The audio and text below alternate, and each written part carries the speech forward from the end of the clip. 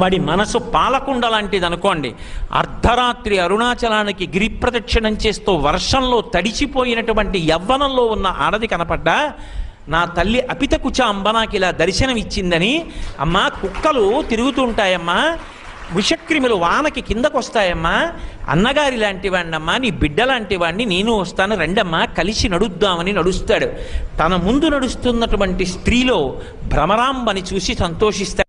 నా తల్లి నడుస్తోంది, నా తల్లి బిడ్డని తన వెంట నడిపిస్తోంది, అమ్మా ఇంత ప్రేమ అని ఆనందిస్తాడు. ఆ భావన కలిగిందనుకోండి, నేను పురుషుణ్ణి అనుకుంటే పాలు పొంగుతాయి. అమ్మా అని పిలవగానే పాల మీద నీళ్లు, పాలు కిందకి వెడతాయి. ఆ ఉత్తమమైనటువంటి సంస్కారము, ఉత్తమమైన భావన పరంపర దేని చేత వస్తాయంటే భక్తి చేతనే వస్తాయి. భక్తి మౌఢ్యము కాదు, భక్తి మనిషిని పాడు చేసేది కాదు.